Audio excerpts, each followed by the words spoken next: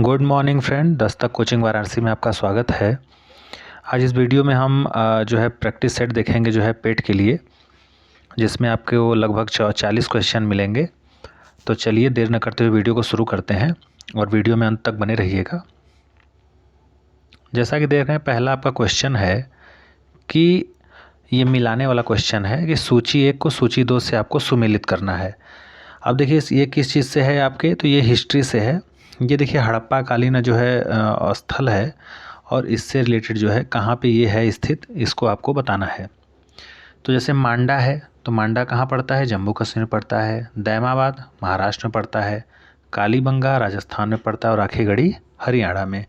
तो इसको मिलाना होगा, तो हम क्या करेंगे इसको, जैसे ये मांडा है जम्मू कश्मीर में, तो ए को 3 से मिला देंगे, ठीक है। और देखेंगे ए में 3 वाला कौन सा ऑप्शन है, तो ऑप्शन सी आपका क्या होगा, राइट हो जाएगा। समय की बचत के लिए हमने पहले से इसको हाईलाइट कर दिया है और एडिशनल जानकारी को लिख दिया है। अगर सिंधु घाटी सभ्यता या हड़प्पा सभ्यता की बात करें तो इसमें हम कुछ पॉइंट देख लेते हैं। जैसे सिंधु घाटी सभ्यता की खोज दयाराम साहनी के द्वारा किया गया था 1921 में। अगर इस सभ्यता के प्रमुख फसल की बात करें तो गेहूँ और जौ था। लोथल में चावल के प्रथम साक्ष्य मिले थे। और इसका विस्तार अगर आपसे पूछे तो आप बताएंगे कि त्रिभुजाकार इसका क्या था, विस्तार था। और एक्स्ट्रा फैक्ट क्या हो सकते हैं इसमें, तो आग में जो पकी हुई मिट्टी रहती थी उसको हम क्या कहते थे, टेरा कोटा कहते थे। और जो समाज था वो मातृसत्तात्मक था, ठीक है। और अलग से क्या इसमें ऐड कर सकते हैं, जैसे सिंधु सभ्यता का सबसे बड़ा अगर स्थल आपसे पूछे तो ये मोहनजोदड़ो है, ठीक है, जो इस समय पाकिस्तान में पड़ता है। और भारत में अगर पूछे इस समय तो राखीगढ़ी है, जो घग्गर नदी के तट पे है जो है। और इसकी खोज 1963 में जो है सूरजभान के द्वारा किया गया था। और आपको स्क्रीनशॉट लेने के लिए अगर एडिशनल जानकारी आपको लेनी है तो आप ले सकते हैं। जैसा कि आप देख रहे हैं स्क्रीन पे, देखिए इसको ऊपर कर देते हैं थोड़ा। देख रहे हैं इसमें आपके खोजकर्ता यहाँ पे दिया है राय बहादुर दयाराम साहनी 1921 में। कांस्य युगीय नगरीय सभ्यता थी। सिंधु का सबसे बड़ा स्थल ये जो मैंने आपको बताया। सभ्यता की जो लिपि थी वो भाव चित्रात्मक थी। प्रमुख फसल गेहूं, जौ और शहद का भी प्रयोग होता था। और हड़प्पा में 100 दफनाने, जबकि मोहनजोदड़ो में जो है जलाने की प्रथा क्या थी, उस समय प्रचलित थी। नेक्स्ट अगर हम बात करें एक्स्ट्रा फैक्ट की, तो इसमें और देख लीजिए इससे रिलेटेड क्या चीज़ें बन सकती हैं। आपको स्क्रीनशॉट आप ले सकते हैं। देखिए जैसे ये आप जहाँ रहे सिंधु घाटी सभ्यता 2400 ईसा पूर्व से 1700 ईसा पूर्व था। तो इसमें ये है कि रंगपुर एवं लोथल से चावल के दाने मिले थे। सुरकोदता और कलिबंगा एवं लोथल से घोड़े के अस्थि पंजर मिले थे। ये साक्ष्य की बात है, बार बार पूछता है, जैसे कि काली चूड़ियाँ कहाँ साक्ष्य मिला था, जुते हुए खेत के प्रमाण कहाँ मिले थे साक्ष्य, तो ये कालीबंगन में। वनमाली से मिट्टी से बने हल का साक्ष्य मिला है। और आग में पकी हुई मिट्टी को टेराकोटा, जैसे मैंने आपको पहले ही बताया, कहा जाता है।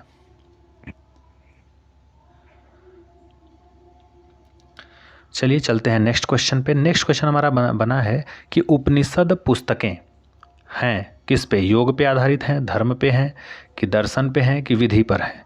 तो जो आपके उपनिषद पुस्तकें हैं वे दर्शन पे आधारित होती हैं। और उपनिषद को ही हम क्या कहते हैं, वेदांत कहते हैं। अब देखिए भारतीय इतिहास में पूछा है कि चोलों की राजधानी क्या थी। तो चोलों की राजधानी क्या थी, तंजौर। क्या थी, तंजौर। नेक्स्ट आपसे क्वेश्चन पूछा है सुमेलित करने के लिए, देखिए दिया है कि निम्नलिखित में से कौन सा एक युग में जो है सुमेलित नहीं है, मतलब 3 है एक नहीं है। तो जैसा आप ऑलरेडी स्क्रीन पे देख रहे हैं कि दीवान ए मुस्तखराज जो है अलाउद्दीन खिलजी के द्वारा चलाया गया था। और दीवान ए अमीर कोही मोहम्मद तुगलक के द्वारा था। दीवान ए खैरात जो है फिरोज़ तुगलक के द्वारा था। और दीवान ए रियासत जो है बलबन के द्वारा न होकर के ये भी क्या था, अलाउद्दीन खिलजी के द्वारा था। ये जलालुद्दीन जो है का भतीजा था अलाउद्दीन खिलजी। अब चलते हैं नेक्स्ट क्वेश्चन की तरफ। नेक्स्ट क्वेश्चन हमारा जो है आधुनिक भारत के परिप्रेक्ष्य से है। इसमें दिया है कि निम्न यूरोपीय कंपनियों या शक्तियों के भारतीय व्यवसाय में या व्यापार में समय समय पर प्रवेश किया गया। तो इसमें यही पूछा है कि किसने पहले आया और कौन सा बाद में आया। तो आपको पता होना चाहिए कि अगर हम बात करें इन चारों में तो सबसे पहले तो वास्को डी गामा आया था 1498 में, ठीक है। उसके बाद डच आए थे मतलब ये 1 नंबर पे पहले ये आए थे, 2 नंबर पे डच आए थे और फिर 3 नंबर पे अंग्रेज आए थे ये, और ये बाद में आए थे। तो हमारा क्रम क्या हो जाएगा, 4 2 1 3, ऑप्शन बी ऑलरेडी आप देख रहे हैं। नेक्स्ट हमारा क्वेश्चन है कि 1857 की क्रांति से रिलेटेड है कि जो हमारे 1857 की क्रांति हुई थी उसका प्रतीक क्या था। ठीक है, तो उसका प्रतीक बाज था, 2 तलवारें, रुमाल या कमल और रोटी। तो आपको पता होना चाहिए इसका प्रतीक था जो ये कमल और रोटी है। ये आप देखेंगे टू द पॉइंट आपके जो है पेट के सिलेबस के अकॉर्डिंग ही है पूरा। अगर हम 1857 के क्रांति को एक बार देखें कि इनसे और चीज़ें क्या बन सकती हैं, आप स्क्रीनशॉट ले सकते हैं इसका। तो देखिए, अगर हम 1857 की क्रांति की बात करें तो तात्कालिक कारण जो है आपका क्या था। अगर हम 29 मार्च 1857 को मंगल पांडे जो कि 24वीं बंगाल नेटिव जो है इन्फेंट्री के थे, इनके द्वारा चर्बी युक्त ये अफवाह फैली थी कि जो कारतूस है वो चर्बी युक्त है और इन्होंने मुंह से काटने के लिए मना कर दिया, जिसके फलस्वरूप इनको बाद में फांसी भी दे दी गई 8 अप्रैल 1857 को।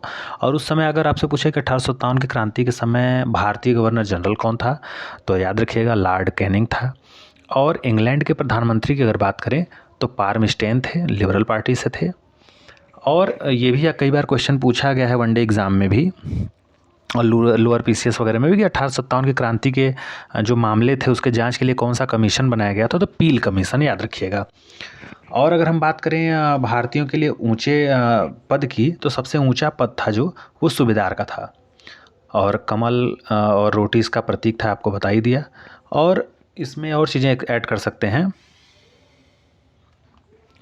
कि इसकी असफलता का कारण क्या था। हालांकि सफल तो हुआ था, बड़े पैमाने पर लोग इसमें भागीदारी लेते, लेकिन पूरा देश इसमें जो है शामिल नहीं था और इसका नेतृत्व भी बहुत अच्छा खासा नहीं रहा। और सीमित संसाधन और मध्य वर्ग की भागीदारी का न होना भी क्या था, इसका प्रमुख कारण था। और देखिए क्रांति के परिणाम क्या थे, तो ब्रिटिश राज का प्रत्यक्ष शासन हो गया, ठीक है, क्राउन का। धार्मिक और सामाजिक जो हमारी परंपरा थी इसको अंग्रेजों ने माना कि भाई इसको हम नहीं हटाएंगे, इसको मानेंगे, इसको सजोए रखेंगे, इसको नहीं छेड़छाड़ करेंगे। और प्रशासनिक परिवर्तन होते हैं और सैन्य पुनर्गठन आदि कार्य जो है इसके परिणाम स्वरूप किए जाते हैं। और देख लेते हैं इससे एडिशनल जानकारी क्या हो सकता है।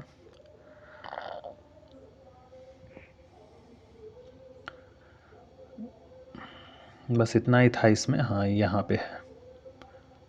इन चीज़ों का आप स्क्रीनशॉट ले सकते हैं।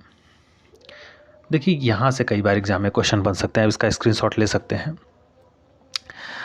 इसमें पूछा जाता है जैसे कि प्रमुख केंद्र और भारतीय नायक क्या थे। जैसे दिल्ली में बहादुर शाह जफ़र थे, बख्त खां, और आपके जो है कानपुर की बात करें तो नाना साहेब धुंधु पंत इनका नाम था, और तात्या टोपे इन्होंने सैन्य नेतृत्व किया था। और कभी कभी आपसे पूछा जाता है तात्या टोपे का वास्तविक नाम क्या था, तो रामचंद्र पांडुरंग। लखनऊ की बात करें बेगम हजरत महल थी। झांसी में रानी लक्ष्मीबाई नेतृत्व की थी इस आंदोलन का। इलाहाबाद में लियाकत अली, जगदीशपुर में कुंवर सिंह, बरेली में खान बहादुर खां, फैजाबाद में मौलवी अहमद उल्ला और फतेहपुर में अजीमुल्ला ने इसका क्या किया था, नेतृत्व किया था। नेक्स्ट है आपका दिया है कि सूची 1 का सूची 2 से आपका क्या करना है, मिलान करना है, ठीक है। अब देखिए एक तरफ संस्था दिया अभिनव भारत है, अनुशीलन समिति है, गदर पार्टी है और स्वराज पार्टी है। और एक तरफ इनका स्थापना आपसे क्या किया है, पूछा है कि किसके द्वारा किया गया था। तो चलिए एक नज़र में हम पूरे जो है जो इम्पोर्टेंट हैं आपके पेट के सिलेबस के अकॉर्डिंग उसको देख लेते हैं पूरा। पहले इसको हम नीचे कर लेते हैं थोड़ा, ताकि ये फुल स्क्रीन हो सके और स्क्रीनशॉट आप आसानी से ले सकें। शायद आपको दिख रहा होगा स्पष्ट अब। देखिए इसमें है जैसे ब्रह्म समाज, काफ़ी एग्ज़ाम में पूछा जाता है, वनडे एग्ज़ाम में फेमस क्वेश्चन है। राजा राम मोहन राय। प्रार्थना समाज की बात करें आत्माराम पांडुरंग। हालांकि इसमें केशव चंद्र सेन और कई लोगों का इसमें जो है योग रहता है, उन्हीं की जो है उन्हीं का देन है, उन्हीं के राय के अनुसार हुआ था ये। सत्यशोधक समाज की बात की जाए ज्योतिबा फूले। आर्य समाज की बात करें दयानंद सरस्वती, कई बार एग्जाम में रिपीटेड है। थियोसॉफिकल सोसाइटी की बात करें तो मैडम ब्लाडवास्की और कर्नल अल्टाग थे जो है। भारतीय राष्ट्रीय कांग्रेस की बात करें ए ह्यूम जो अंग्रेज अधिकारी था। और अगर कांग्रेस के पहले अध्यक्ष की बात करें तो व्योमेश चंद्र बनर्जी हैं, हम WB जो है बनर्जी भी कहते हैं शॉर्टकट में। अगर हम बेलूर मठ की बात करें स्वामी विवेकानंद है। अगर हम रामकृष्ण मिशन की बात करें स्वामी विवेकानंद ये भी हैं। अभिनव भारत संस्था की बात करें विनायक दामोदर सावरकर हैं। और मुस्लिम लीग की बात करें तो देख रहे हैं आप आगा खान सलीमुल्लाह हैं।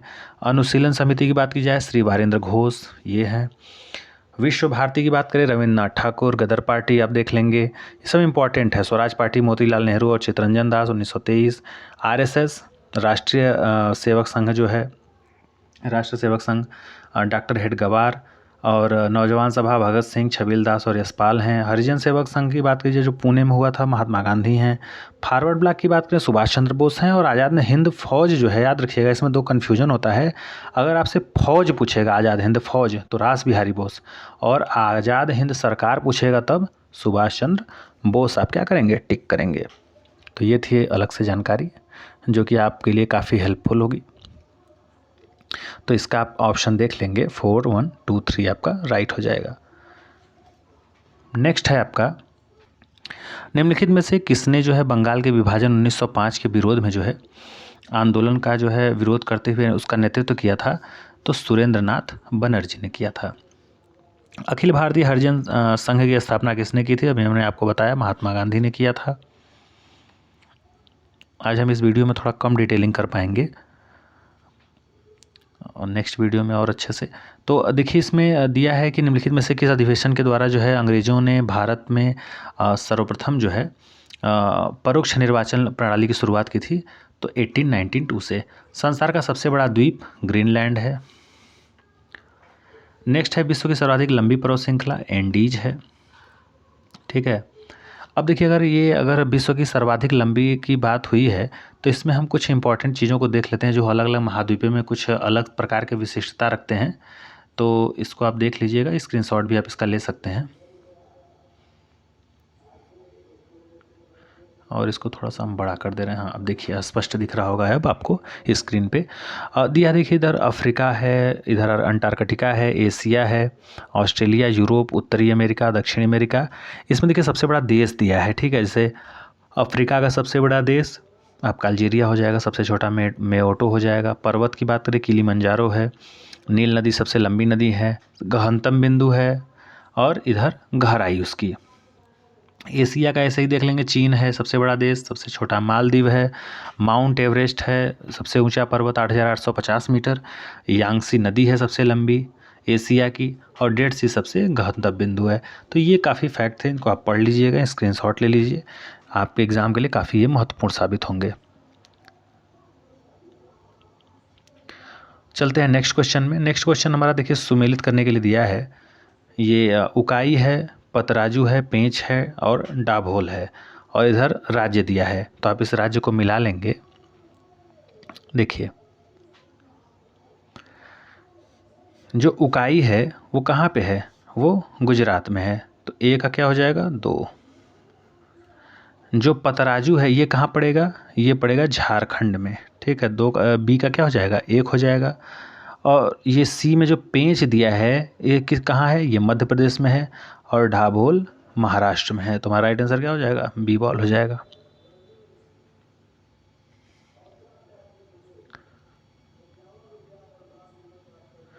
नेक्स्ट क्वेश्चन देखिए दिया है आपका सुमेलित करने के लिए, इसमें काफ़ी क्वेश्चन सुमेलित करने वाले। भाखड़ा नंगल बांध किस नदी पे है? तो ये सतलज नदी पे है। किस पे है? सतलज पे। तो ये का 4 हो जाएगा। हीराकुंड महानदी पे है, आपको मालूम ही है, 3 हो जाएगा। इडुक्की परियोजना कहाँ पे है? तो ये पेरियार नदी पे है, और नागार्जुन कृष्णा नदी पे है। ठीक, याद रखिएगा। नेक्स्ट हमारा है क्वेश्चन, ये भी सुमेलित के देखिए दर्रा से रिलेटेड है। ठीक है, तो दर्रा को बताने से पहले हम आपको दर्रा एक बार दिखा देते हैं। आप स्क्रीनशॉट भी ले लेंगे जितने भी प्रमुख दर्रे हैं। देखिए जैसे आपका लद्दाख है, लद्दाख में देखिए कराकोरम है जो कि भारत का सबसे ऊंचा दर्रा है। ऊंचाई अगर बात करी जाए समुद्र तल से तो 5,654 मीटर है। जम्मू कश्मीर की बात करें तो उसमें बुर जिला है जो श्रीनगर को गिलगित से जोड़ता है। जो जिला है जो श्रीनगर को लेह से जोड़ता है। बनिहाल है जो जम्मू को श्रीनगर से जोड़ता है। और जवाहर सुरंग जो है बनिहाल दर्रे में ही क्या है? स्थित है। हिमाचल प्रदेश की बात करें रोहतांग दर्रा है 4,631 मीटर। बारालाचा की बात करें हिमाचल और लद्दाख को जोड़ता है। सिपकिला दर्रा की बात करें तो हिमाचल और तिब्बत को जोड़ता है। और उत्तराखंड की अगर हम दर्रों की बात करें तो उसमें माना है, नीति है, लिपुलेखा है और मुलिंगला दर्रा है। सिक्किम का देखें नाथुला दर्रा, जिलेपला दर्रा है। और जिलेपला दार्जिलिंग व चुम्बी घाटी से होकर तिब्बत जाने का मार्ग क्या है, प्रशस्त करता है, बनाता है। नाथुला दर्रा इसलिए इंपॉर्टेंट है कि भारत चीन युद्ध जो 1962 में हुआ था, इसके दृष्टि से ये क्या है, इंपॉर्टेंट है। अरुणाचल प्रदेश की बात करें इसमें बोमडिला दर्रा है, यांग्याप दर्रा है, दिफू दर्रा है और बुमला दर्रा है। अगर आपसे क्वेश्चन पूछे कि ब्रह्मपुत्र नदी भारत में किस दर्रे से प्रवेश करती है तो यांग्याप दर्रे से। मणिपुर की बात करें, मणिपुर में आपका तुजू दर्रा है। महाराष्ट्र में बात करें थाल घाट और भोर घाट है। केरल में पाल घाट दर्रा है, सेनकुट्टा दर्रा है। तमिलनाडु में और मदुरै को तमिलनाडु के मदुरै और केरल के कोट्टायम को जोड़ता है। तो ये थी एडिशनल जानकारी। अब चलते हैं जो है नेक्स्ट क्वेश्चन की तरफ। तो इसका राइट आंसर आपका यही हो जाएगा। आप इसको मिलान आसानी से कर सकते हैं, ठीक है। 1991 में नई आर्थिक सर्वेक्षण नीति जो अपनाई गई थी वो क्या थी, तो उसमें जो है देखिए उदारीकरण को भी अपनाया गया था, वैश्वीकरण को भी अपनाया गया था और निजीकरण को भी। तो हमारा तीनों क्या हो जाएगा, सही हो जाएगा, अर्थात उपयुक्त सभी। ऑपरेशन फ्लड आपको पता ही है, दूध उत्पादन से रिलेटेड है। वर्गीज कुरियन इसके जनक हैं। नेक्स्ट है आपका भिलाई स्टील संयंत्र, ये कहाँ पे है, तो ये सार्वजनिक क्या है, उपक्रम है। नेक्स्ट आपसे देखिए मेक इन इंडिया का लोगो पूछा है, तो आप सबको पता ही है, शेर है मेक इन इंडिया का लोगो। तो राइट आंसर ये हो जाएगा। आबिद हुसैन समिति का संबंध पूछा है तो लघु उद्योग से है। नेक्स्ट हमारा क्वेश्चन है कि ग्राम पंचायत के निर्वाचन प्रतिनिधियों का कार्यकाल कितना होता है, तो पता ही है 5 वर्ष होता है। तो राइट आंसर बी हो जाएगा। वर्ष 2000 में निम्न में से किस राज्य का गठन नहीं हुआ था, तेलंगाना का नहीं हुआ था, बाकी छत्तीसगढ़, उत्तराखंड और आपके झारखंड तीनों का हुआ था, ठीक है। किस भारतीय राज्य की प्रथम महिला राज्यपाल कौन सी थी, किसी राज्य की, तो सरोजनी नायडू थी। नेक्स्ट बात करें राष्ट्रपति पद में रिक्त स्थान में उपराष्ट्रपति अधिकतम कितने अवधि के लिए राष्ट्रपति के तौर पर कार्य कर सकता है, तो 6 महीने तक कार्य कर सकता है। उसके बाद राष्ट्रपति का चुनाव आवश्यक हो जाता है, ठीक है। अब देखिए राष्ट्रपति की बात आई है तो राष्ट्रपति से रिलेटेड हम कुछ चीज़ों को देख लेते हैं। अनुच्छेद जो इंपॉर्टेंट है आपके स्क्रीन पर दिखाई दे रहा होगा, इसको हम थोड़ा सा और बड़ा कर लेते हैं। देखिए अगर राष्ट्रपति की बात करें तो अगर हम पद की बात करें तो ये 52 में दिया गया है। अगर उसके निर्वाचन पद्धति की बात की जाए तो 54 में है, कार्यकाल 56 में है, योग्यता 58 में है, शपथ 60 में है, महाभियोग 61 में है, क्षमादान की शक्ति अनुच्छेद 72 में है, अध्यादेश 123 के तहत जारी करता है और संयुक्त अधिवेशन राष्ट्रपति 108 अनुच्छेद के तहत बुलाता है। लेकिन उसकी अध्यक्षता अगर पूछे आपसे तो लोकसभा अध्यक्ष करता है, ठीक है। और सुप्रीम कोर्ट से सलाह लेता है किस अनुच्छेद के तहत, 143, और वो सलाह बाध्यकारी उसके लिए नहीं होता है। तो ये था राष्ट्रपति से संबंधित प्रमुख अनुच्छेद जो कि आपके इम्पोर्टेंट है एग्जाम के लिए। नेक्स्ट है आपका कि निम्नलिखित में से क्या भारत के संविधान की विशेषता नहीं है, तो देखिए संघीयता है, ये तो विशेषता है। मूलभूत अधिकार इसमें है, यही है। सत्ता का विभाजन ये भी है और एकात्मक जो है प्रणाली नहीं है इसमें। नेक्स्ट है आपका ध्वनि निम्नलिखित में से किस माध्यम से तीव्रता से गुजरती है, तो जाहिर सी बात है कि ठोस में सबसे ज़्यादा जो है ध्वनि गति करती है, क्योंकि ध्वनि को चलने के लिए माध्यम की जरूरत होती है और इसमें जो ठोस के अणु होते हैं वो पास पास होते हैं। इमली में पूछे तो टार्टरिक अम्ल है। नमक का रासायनिक नाम तो सोडियम क्लोराइड NaCl, ठीक है। नेक्स्ट आपका क्वेश्चन है किस विटामिन को रेटिनॉल भी कहा जाता है। अब देखिए अगर रेटिनॉल है तो जाहिर सी बात है विटामिन ए को कहा जाता है। अगर विटामिन का जिक्र है तो हम थोड़ा सा एक नज़र में देख लेते हैं कि विटामिन कौन कौन से होते हैं और उसका रासायनिक नाम क्या है, ठीक है। आप स्क्रीनशॉट इसका ले सकते हैं आसानी से।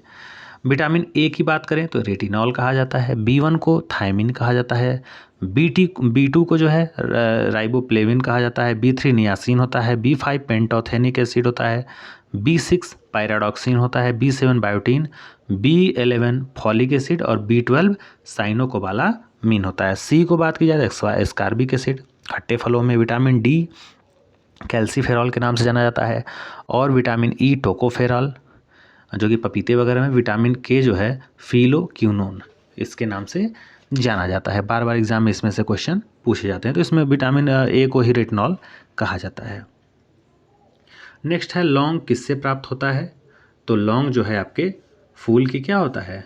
कली से प्राप्त होता है। तो हमारा राइट आंसर क्या हो जाएगा?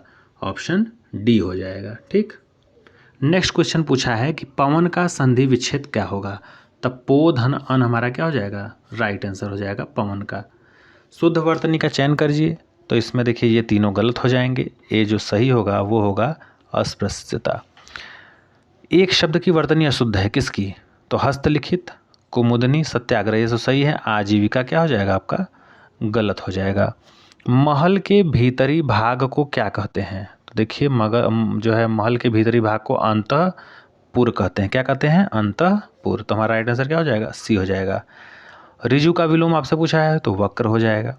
तो ये आज हम 40 क्वेश्चन करवाए हैं। कुछ क्वेश्चन इसमें छूट भी शायद गया होगा। तो आज थोड़ा समय अभाव के कारण हम इसमें जो है बहुत ज़्यादा डिस्क्राइब नहीं कर पाए हैं। तो अगर कोई सुझाव हो तो आप कमेंट बॉक्स में ज़रूर दीजिएगा। आपको वीडियो कैसा लगा ये ज़रूर बताइएगा, और अगर अच्छा लगे तो प्लीज़ लाइक, शेयर और सब्सक्राइब करना मत भूलिएगा। तो चलिए मिलते हैं नेक्स्ट वीडियो में। तब तक के लिए थैंक यू।